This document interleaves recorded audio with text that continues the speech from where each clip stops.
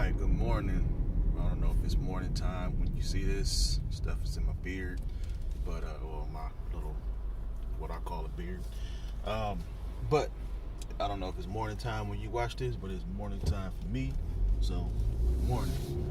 So, you see the title, Insecurities Are Just Uncertainties. So, I'm doing this series about insecurities. We all got them. We all have them. And they really hold us back from a lot of things. They hold us back from, things that we know we want to do. You know what I mean? Like, we all got this part of us that's just like itching to just get out there and just go change the world, just do big things, right?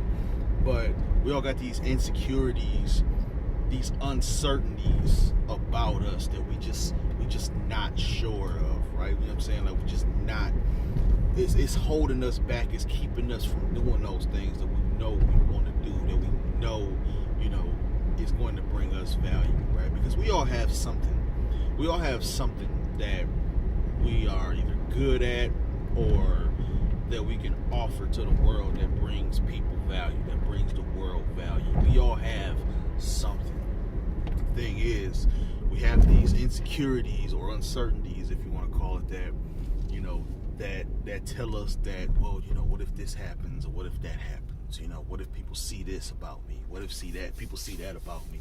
Imposter syndrome, a lot of times is a big deal. And I can tell you from experience that, I have deep imposter syndrome sometimes.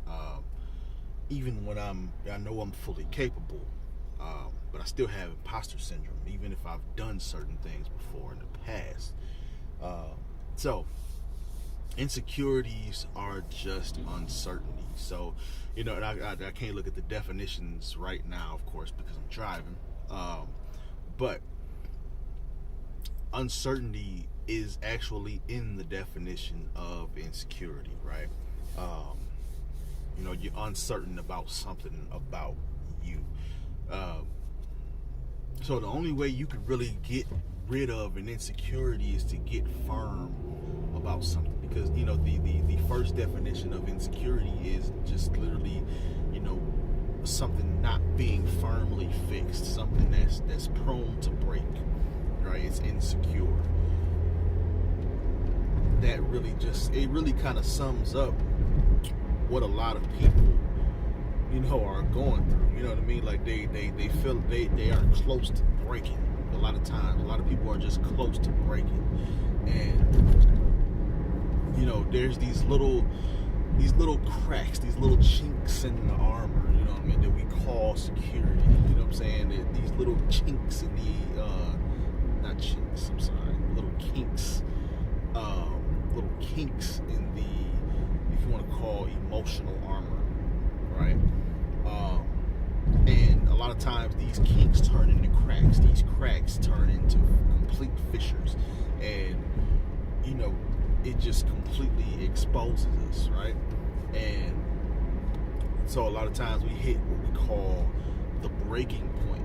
You know what I'm saying? Because that insecurity that we didn't address, it got to the point where it exposed us so much that now we're at this quote-unquote breaking point, because we are just so overexposed that we didn't address that insecurity, that uncertainty, when we should have, right? So, and again, this is just my point of view. This is just how I see things. I'm not a therapist. I'm not a psychologist. I am just, a psychology nerd. But this is just how I see things, right? So hopefully my perspective can bring you some value, So, again, insecurities are just uncertainties. There's something in your life that you are uncertain about. So say for instance if it's body image, you're uncertain of whether or not a particular part of your body, or your whole body, or is going to be accepted and appreciated, either by you or someone else, right? You think it's going to stop you from receiving whatever it is that you are trying to receive, whatever it is that you want to receive in life. You think that that particular insecurity is going to stop you from getting that, right? Whether it's we all have these emotional needs. Shout out to Tony Robbins, but we all have these emotional needs, right? If you are insecure about your body, you think that that is going to stop you from getting, love and connection. You know what I mean? Whatever emotional need that you are trying to fulfill. You know what I mean? Like you think that it's going to hold you back from that. You know what I mean? So, or you think you could be ridiculed. You think you could be ridiculed because of your body and how it is. So that threatens your need for significance. You know what I mean? Whatever the case may be. You know what I mean? So what we all need we need experiences. We need experiences, an activity, something that we can root ourselves into. You know what I'm saying? So I'll use, of course, Boudoir as an example, obviously, because I'm a boudoir photographer. What a boudoir experience does for you is it roots you into that experience. So you go into a boudoir experience and you're thinking, I can never do this, even after you've booked the session, even after you've paid for the session. You're still thinking, like, oh my God, how am I going to do this? I can't do this. I've had people literally almost back out of a session after they've already paid. They almost backed out of the session because they had that much anxiety, right? Like literally a week before their session, everything, like their session fee was already paid and all of that, and they almost backed out. And I had to kind of talk them down, you know what I mean, to get them to go through with it, because I wasn't about to just keep their money. You know what I mean? I already had their facility booked and all of that stuff, and hair and makeup booked and all of that. So I wasn't about to just keep their money. Like, if you're going to book me, I want you to go through with the session. I need you to go through with the session, right? Because the value that I get, the money is necessary, obviously, to keep my business afloat. But the value that I get is from seeing seeing that transformation after your session. And that's what I'm getting to in this point. When you come into the session, the time leading up to the session, you are still uncertain. You are completely uncertain. A lot of people think that once I book it, then then that's going to give me the certainty. But no, it's actually going to, and full transparency, I'm just letting you know, if you book a session, it's actually going to make that uncertainty a little bit worse, because now you actually have to go through with it. You're not just thinking about it like, oh, that would be cool, that would be fun to do someday.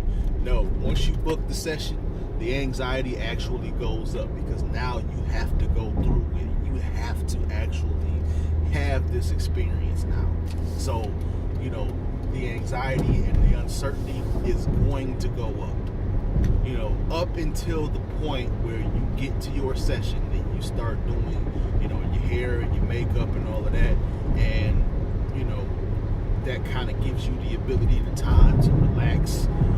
But up until the point where you do that first couple poses, I start taking pictures, and you finally see yourself on camera and see how good you look, just see what you paid for.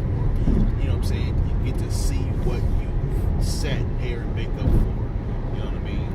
What you sat there and sipped wine for.